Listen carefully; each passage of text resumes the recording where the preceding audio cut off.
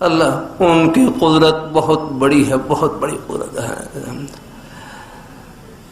اللہ تعالیٰ اپنی مہربانی فرمائے، اللہ تعالیٰ ہم تو ایک جھٹکا برداشت نہیں کر سکتے، ایک جھٹکا برداشت نہیں کر سکتے۔ ہاں، بندے کو بڑائی زیب نہیں دیتی ہے، تکبر زیب نہیں دیتا ہے۔ ہاں،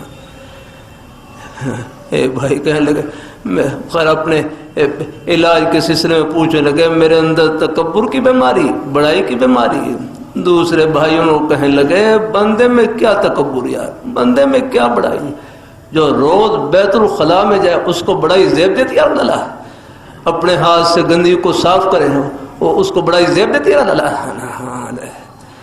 کیا حقیقت ہے اللہ، بڑائی تو رب کی شان ہے، بندے کی شان تو پستی والی شان ہے اللہ۔